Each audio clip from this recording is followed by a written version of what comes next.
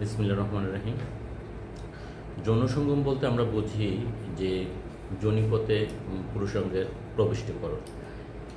এতদিন ধর্ষণের অপরাধকে এই দৃষ্টিভঙ্গি থেকে দেখানো হতো যে কোনো ব্যক্তি কোনো নারীর সঙ্গে তার ইচ্ছার বিরুদ্ধে যৌন সঙ্গম করেছে কিনা, যেটা আমরা পিনাল কোডের 375 ধারাও দেখতে পাই। কিন্তু নারী শিশু নির্যাতন দমন আইনের সম্প্রতি অধ্যাদেশের মাধ্যমে যে পরিবর্তনটা আনিত হলো 2025 সালের 25শে মার্চ, সেখানে এই যৌন সঙ্গম শব্দটির বাইরে নতুন একটি শব্দকে সংজ্ঞায়িত করা হয়েছে, সেটি হলো যৌন কর্ম। নারী শিশু নির্যাতন দমন আইন 2002 ধারায় ইও দফা একটি ইনসার্ট করা হয়েছে এবং সেই দফায় বলা হলো যে হোয়াট ইজ যৌনকর্ম। সেখানে বলা হয়েছে যৌনকর্ম হলো যে যদি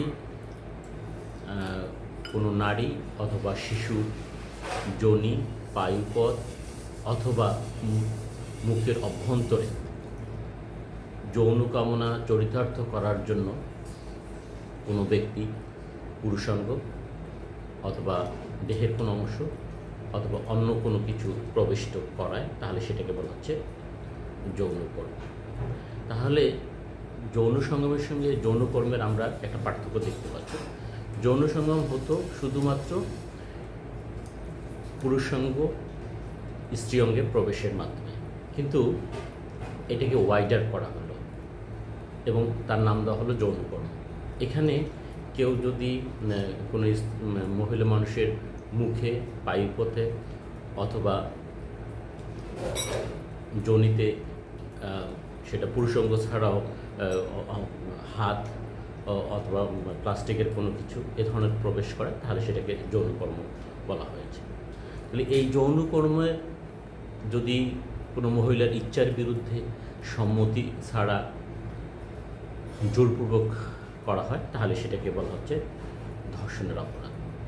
তাহলে এখন প্রশ্ন আসতেছে, নতুন অধ্যাদেশের মাধ্যমে নারী শিশু আইনের যে পরিবর্তন আনিত হলো, সেটা যদি আমরা বিশ্লেষণ করি এবং সেখানে যেহেতু নতুন আরেকটি ট্রাইব্যুনাল স্থাপনের কথা বলা হলো, সেই ট্রাইব্যুনালটার নাম দেওয়া হলো শিশু ধর্ষণ অপরাধ দমন ট্রাইব্যুনাল। আগের তো একটা ট্রাইব্যুনাল ছিল, নারী শিশু নির্যাতন দমন ট্রাইব্যুনাল, এখন আরেকটি ট্রাইব্যুনাল যুক্ত হলো। তাহলে নারী শিশু নির্যাতন দমন আইন এই 2025 সালের 25শে মার্চে যে সংশোধনী আনয়ন করা হলো, এইটার আলোকে আমরা দেখতে পাচ্ছি যে ধর্ষণের অপরাধ বিচার করার ক্ষেত্রে দুইটি ট্রাইব্যুনালের অস্তিত্ব আমরা দেখতে পাচ্ছি এবং একটি আদালতের অস্তিত্ব দেখতে পাচ্ছি। তাহলে এখন প্রশ্ন হলো যে এই যে দুইটি ট্রাইব্যুনাল এবং একটি আদালত, তাহলে কোন ট্রাইব্যুনাল বা কোন আদালত ধর্ষণের কোন অপরাধটা বিচার করবে? ধর্ষণের অপরাধ হওয়ার ক্ষেত্রে বয়স একটা খুবই বড় ফ্যাক্টর। কেননা নারী শিশু নির্যাতন দমন আইনের সেকশন 2 ক্লজ ট, এখানে শিশুর একটা বয়স দেওয়া হয়েছে, অর্থাৎ একজন ব্যক্তি শিশু কিনা সেটা বয়স দিয়ে সংজ্ঞায়িত করা হয়েছে এবং সেখানে বলা হয়েছে যে 16 বছরের যে কোনো ব্যক্তি শিশু বলে গণ্য হবে। তাহলে নারী শিশু আইনে শিশুর বয়স এক ধরনের, আবার শিশু আইন 2013 শিশুর বয়স আরেক ধরনের। তাহলে আমরা যেটা দেখতে পাচ্ছি যে নারী শিশু আইনে শিশুর যে বয়স দেওয়া হয়েছে সেটা 16 বছর কথা বলা হয়েছে এবং বলা হয়েছে যে কোনো ব্যক্তি। তাহলে যে কোনো ব্যক্তি বলতে এখানে পুরুষও বোঝাবে এবং মহিলাও বোঝাবে, অর্থাৎ ছেলে শিশুও বোঝাবে এবং মেয়ে শিশু বোঝাবে। তাহলে কোনো ব্যক্তি যদি কোনো ছেলে শিশু অথবা মেয়ে শিশুর সম্মতি সহ অথবা সম্মতি ব্যতীত যেভাবেই যৌনকর্ম করুক না কেন, সেটি ধর্ষণের অপরাধ বলে বিবেচিত হবে এবং সেটা নারী শিশু আইন 2009 ধারার 1 উপদফায় শাস্তিযোগ্য অপরাধ হবে। তো ধর্ষণের শিকার ব্যক্তি যার ইচ্ছার বিরুদ্ধে, যার সম্মতি ব্যতীত যৌনকর্ম করা হয়েছে, সেরকম ব্যক্তির বয়স যদি 16 বছর হয় এবং তিনি পুরুষ অথবা মহিলা যেটাই হন না কেন, এই ধরনের ধর্ষণের বিচার করবে শিশু ধর্ষণ অপরাধ দমন ট্রাইব্যুনাল, যেটি সম্প্রতি সংশোধনের মাধ্যমে 26-এর ক ধারায় নারী শিশু আইনে প্রতিষ্ঠিত করা হয়েছে। কিন্তু কোনো ব্যক্তির বয়স যদি 16 বছরের ঊর্ধ্বে হয় এবং 18 বছর নিচে হয়, তাহলে তিনি আবার শিশু আইন 2013 সংজ্ঞায় 4 ধারার সংজ্ঞায়িত শিশু বলে গণ্য হবে। কারণ শিশু আইন 2013 4 ধারায় বলা হয়েছে যদি কোনো ব্যক্তির বয়স অনূর্ধ্ব 18 বছর হয় তিনি শিশু। তাহলে এই যে ব্যক্তির বয়স, অর্থাৎ যে শিশু বয়স 18 বছর পর্যন্ত, তিনি ছেলে শিশু হোক অথবা মেয়ে শিশু হোক, এ ধরনের শিশুর বিরুদ্ধে যদি যৌনকর্মের মাধ্যমে ধর্ষণের অপরাধ সংগঠিত হয় তাহলে সেটার বিচার করবে শিশু আদালত।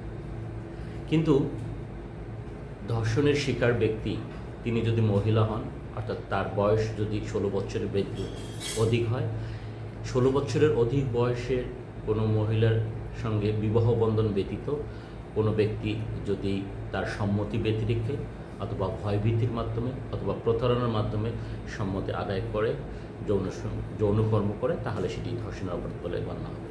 তাহলে 16 বছরের ঊর্ধ্বে কোনো মহিলা যার সঙ্গে বিবাহ বন্ধন ব্যতীত যৌনকর্ম করা হয়েছে, তার এই অপরাধের বিচারটা করবে একটা ট্রাইব্যুনাল, আর সেই ট্রাইব্যুনালটার নাম হলো নারী ও শিশু নির্যাতন দমন ট্রাইব্যুনাল। তাহলে আমরা এখানে এই আলোচনা থেকে 3টা ট্রাইব্যুনালের অস্তিত্ব দেখতে পেলাম। তাহলে নারী শিশু আইনের সংজ্ঞায়িত 16 বছর পর্যন্ত শিশুর ধর্ষণের বিচার করবে শিশু ধর্ষণ অপরাধ দমন ট্রাইব্যুনাল, যেটি সম্প্রতি এস্টাবলিশ হয়েছে এবং এর বিচারের ভার দেওয়া হয়েছে একজন জেলা ও দায়রা জজের ওপর, এবং এই ট্রাইব্যুনালের বিচারের মধ্যে অতিরিক্ত জেলা ও দায়রা জজকে বোঝাবে, এবং যতক্ষণ পর্যন্ত না সেপারেট কোনো ট্রাইব্যুনাল গঠিত হচ্ছে ততক্ষণ পর্যন্ত এটা নারী শিশু ট্রাইব্যুনালের বিচারও করতে পারবেন। কিন্তু তিনি যখন বিচার করবেন, একটা সেপারেট ফোরাম সৃষ্টি করা হলো, সেখানে লিখতে হবে শিশু ধর্ষণ অপরাধ দমন ট্রাইব্যুনাল মামলা নাম্বার এত, বা শিশু ধর্ষণ অপরাধ ট্রাইব্যুনালের বিচারক, এভাবে পদবি লিখতে হবে। আর ধর্ষণের শিকার ব্যক্তি যার ইচ্ছার বিরুদ্ধে, যার সম্মতি ব্যতীতে জোরপূর্বক যৌনকর্ম সংগঠন করা হয়েছে, তার বয়স যদি 16 বছর থেকে 18 বছর পর্যন্ত হয়, তখন তিনি শিশু আইন 2013 শিশু বলে গণ্য হবে। তখন সেই অপরাধের বিচার শিশু আদালত করবে। তো ক্লিয়ার এটা। আর 16 বছরের ঊর্ধ্বে যদি কোনো নারীর বিরুদ্ধে তার সম্মতি ব্যতিরেকে কিংবা ভয়ভীতি দেখিয়ে অথবা প্রতারণার মাধ্যমে সম্মতি আদায় করা হয়, তখন সেটার বিচার করবে নারী শিশু নির্যাতন দমন ট্রাইব্যুনাল। তাহলে আশা করি আপনাদের এটা ক্লিয়ার করতে পেরেছি।